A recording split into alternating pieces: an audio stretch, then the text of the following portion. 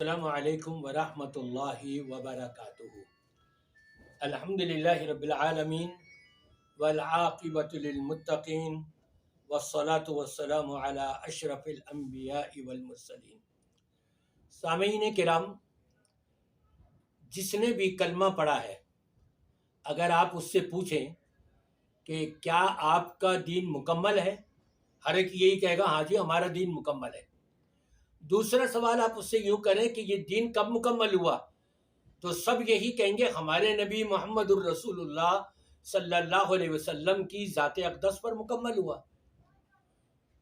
ہر کلمہ پڑھ لینے والا یہی یقین رکھتا ہے، یہی ایمان رکھتا ہے، لیکن میں حیران ہوں یہ یقین ہونے کے باوجود کہ ہمارا دین مکمل ہے اور ہمارے نبی پاک صلی اللہ علیہ وسلم پر مکمل ہوا ہے، تو یہ بعد میں آنے والے مولوی ہوں، غیر مولوی ہوں، صوفی ہوں، قادری ہوں، پادری ہوں، چودھری ہوں، شوہر وردی ہوں، کوئی بھی ہوں، انہوں نے جو دین کے اندر چیزیں داخل کرنا شروع کر دی ہیں، آپ کو معلوم ہے کہ نبی پاک صلی اللہ علیہ وسلم جن پر ہمارا دین مکمل ہوا تھا، اور حجۃ الوداع کے موقع پر نبی پاک صلی اللہ علیہ وسلم پر یہ آیت نازل ہوئی تھی، اليوم اکملت لکم دینکم واتممت علیکم نعمتی ورضیت لکم الاسلام دینا، کہ آج کے دن میں نے تمہارے دین کو کامل و مکمل کر دیا اور اسی سے میں راضی ہوں۔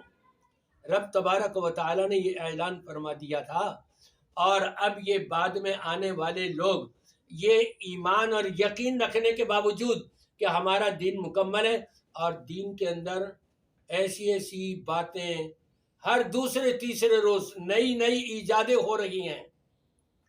ابھی آپ دیکھیں یہ محرم کے مہینے میں عاشورہ کے بعد شیعوں نے سوم منایا، روڈ بلاک کر دیے سارے۔ یہی عمل سنی جو اپنے آپ کو بریلوی کہلاتے ہیں وہ بھی سوم مناتے چلے آتے ہیں۔ تو آپ ذرا یہ غور کیجئے، کیا نبی پاک صلی اللہ علیہ وسلم نے سوم منایا؟ کیا خلفائے راشدین نے کسی کے انتقال پر تیجا 10واں 40واں برسی یہ کری؟ جب وہاں نہیں ہوئی تو پھر یہ بعد میں کیوں کیا جا رہا ہے؟ امام حسین رضی اللہ تعالیٰ عنہ کی شہادت پر غم و غصے کا اظہار اور اپنے آپ کو چھلانگے لگانا، آگ کے اوپر سے گزرتے ہوئے اور اپنے آپ کو مارم پیٹی کرنا، کیا امام حسین رضی اللہ تعالیٰ عنہ نے یہ کام کیے تھے جو ان کی سنت سمجھ کے کیے جا رہے ہیں؟ یہ تو ان کے جو دشمن تھے انہوں نے ان کے خیموں کو آگ لگائی، انہوں نے ان کا خون بہایا، تو تم اپنا خون کیوں بہا رہے ہو؟ جبکہ شہادت کا تو وہ مقام ہے کہ رب تبارک و تعالی شہید ہونے والے کے خون کا قطرہ، پہلا قطرہ زمین پر نہیں گرنے پاتا، اس کو گناہوں سے پاک صاف کر دیتا ہے۔ ہمیں تو خوش ہونا چاہیے، خوشی منانی چاہیے کہ ان کو شہادت نصیب ہوئی ہے۔ اللہ تبارک و تعالی نے اتنا بڑا درجہ دیا ہے۔ ابھی یہاں پر ہمارے کراچی میں گلستان جوہر والا روڈ سارا بلاک کیا ہوا ہے، ادھر سے بھی، دائیں سے بھی، بائیں سے بھی، اور خیمے لگائے ہوئے ہیں اور کڑے رکھے ہوئے ہیں اور دھاگے رکھے ہوئے ہیں، ڈوریاں رکھی ہوئی ہیں ہاتھ پر باندھنے کے لیے، گلے میں باندھنے کے لیے، پیروں میں پہننے کے لیے۔ یہ کیا نبی کریم صلی اللہ علیہ وسلم نے سکھایا ہے؟ امام حسین رضی اللہ تعالیٰ عنہ کی شہادت پر تو یہ غم و غصے کا اظہار کر رہے ہیں، ان کو کم از کم امام حسین کے والد محترم حضرت علی رضی اللہ تعالیٰ عنہ کو شہید کیا گیا، وہ شہادت کیوں نہیں یاد آتی؟ وہ شہادت کیوں نظر نہیں آتی؟ پھر تو ہر شہید کے اس کے اوپر یہ گنگا چلاتے رہو کہ گنگا الٹی بہنے لگ جائے۔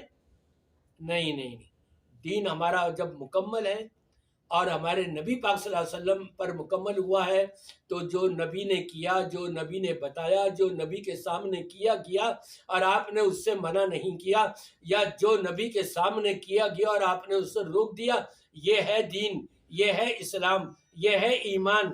آپ اس کے اوپر عمل پیرا ہو جائیں تو انشاءاللہ جنت کی راہ آپ کے لیے کھلی ہوئی ہے، اور اگر اس سے ہٹ کر دائیں اور بائیں آپ نکل گئے، اور وَأَنَّ هَذَا صِرَاطِي مُسْتَقِيمًا فَاتَّبِعُوهُ وَلَا تَتَّبِعُوا السُّبُلَ فَتَفَرَّقَ بِكُمْ عَنْ سَبِيلِهِ ذَلِكُمْ وَصَّاكُمْ بِهِ لَعَلَّكُمْ تَتَّقُونَ۔